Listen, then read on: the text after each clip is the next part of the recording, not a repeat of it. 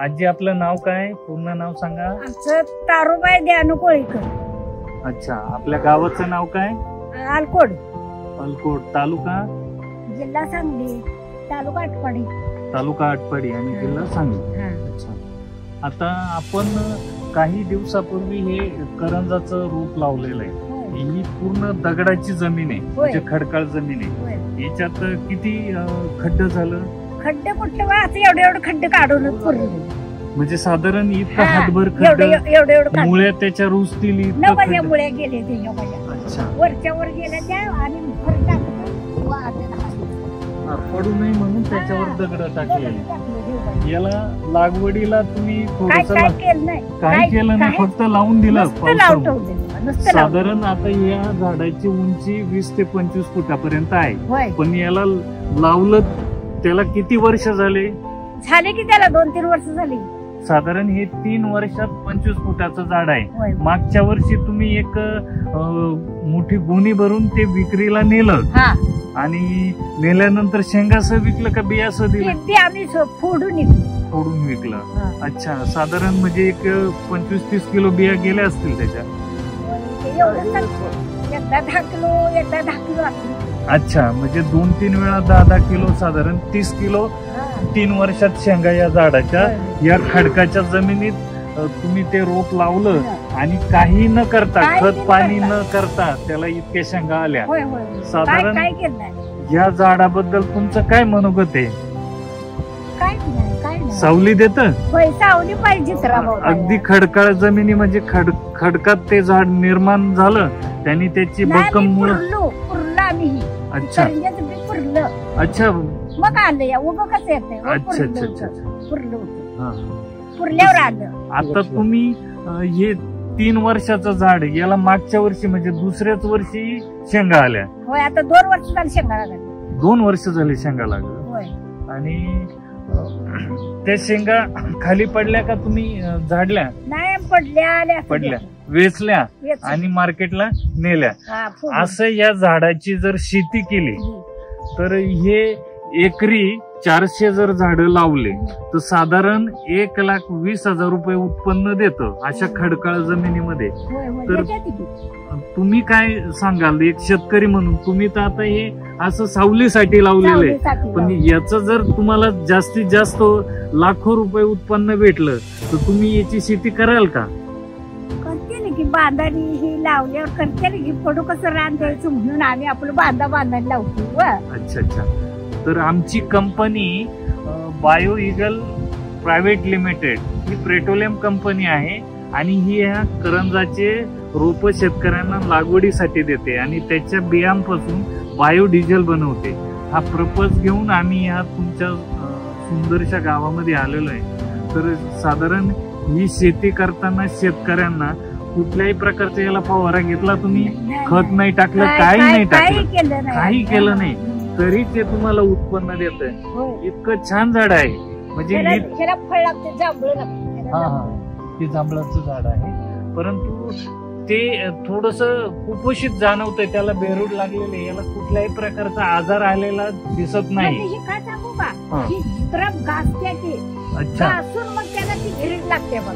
अच्छा अच्छा, असं होतंय. घासू द्यायला नाही. मुळात करंज हे झाड आहे, हे आजार कुठलाच येत नाही ना याला. अदर झाडाला, आंब्याला जसं बेरूड लागतं कुठल्याही प्रकारचा आजार येत नाही. काहीच केलेलं नाही.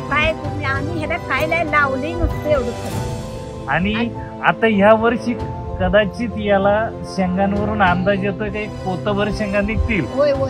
आता 3ऱ्या वर्षी जर त्याला पोतभर शेंगा जर मिळाल्या तर आजी हे झाड तुम्हाला 1000 रुपये कमवून देणार आहे. किती? 1,000 नवा. आणि खाली तिकडे फाटीकडे 2-2 हजार रुपये झालं म्हटली. आमच्या दारात त्यांच्या पण आमचा मामा आणि त्यांच्या दारात. छान छान छान, असं झालं. म्हणजे साधारण 2-3 वर्षामध्ये हे झाड आहे ना साधारण 2-3 हजार रुपये इन्कम द्यायला सुरुवात करतं. तर असे 400 झाड जर अशा खडकावर जरी लावले, पाणी नाही दिलं तरी हे झाड येतं, हे 100% जातच नाही. हे खूप छान झाड आहे. याची शेती आहे का? आता हे झाड जिथं तुम्हाला आढळतील याच्या शेंगा गोळा करून ठेवा आणि आमची कंपनी तुमचे शेंगा घरपोच घेऊन जाणार आहे. चांगल्या तुम्हाला त्या बिया पण काढायची गरज नाही, फक्त शेंगा गोळा करायच्या आणि त्या कंपनीकडे द्यायच्या. इतकंच काम तुमचं आहे.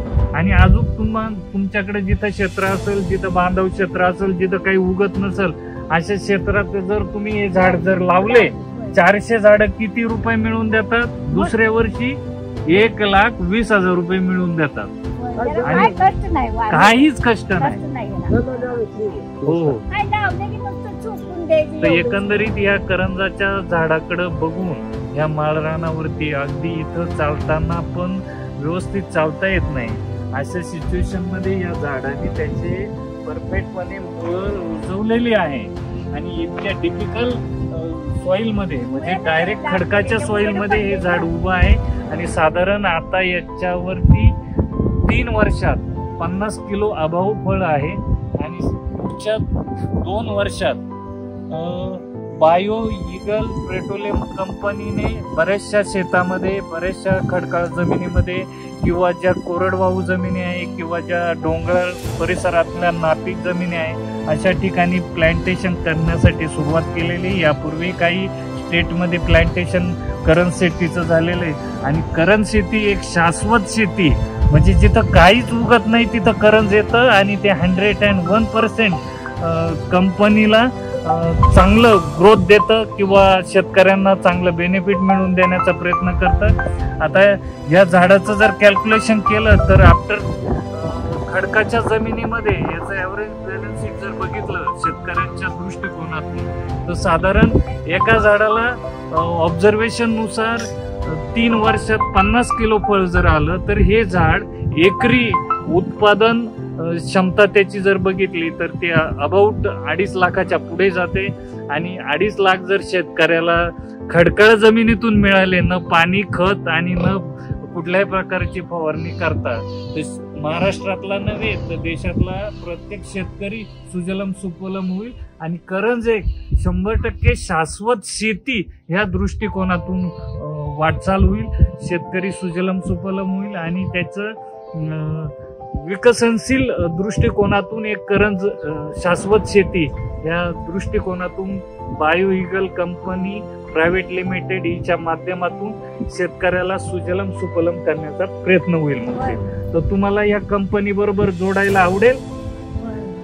तुम्ही करंज झाडं लावण्यासाठी इच्छुक आहात? आता आम्ही आलेलो आहोत तुमच्या गावामध्ये, जी डोंगराळ शेती आहे, ग्रामपंचायतीच्या आणि अन्य शेतकऱ्यांच्या माध्यमातून करंज शेती लागवडी संदर्भात.